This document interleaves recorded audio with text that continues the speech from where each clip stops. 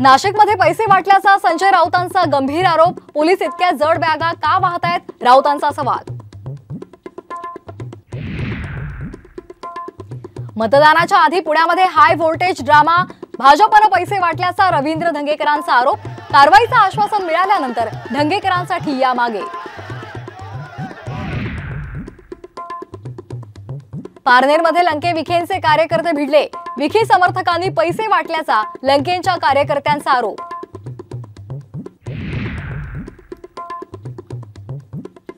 राज्यात लोकसभेच्या 11 जागांसाठी मतदान सुरू। चंद्रकांत पाटील भुमरेंसह आढळराव पाटलांनी मतदानाचा हक्क बजावला।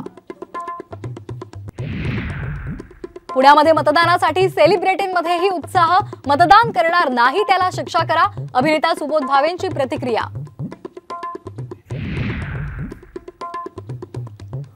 पुण्यामध्ये वडगाव शहरीमध्ये 2 तासांपासून ईव्हीएम बंद। मतदान केंद्राबाहेर लांबच लांब रांगा।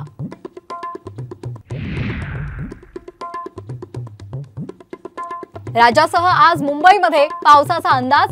ठाणे रायगडसह विदर्भाला येलो अलर्ट, तर मध्य महाराष्ट्र आणि मराठवाड्यात गारपिटीचा इशारा।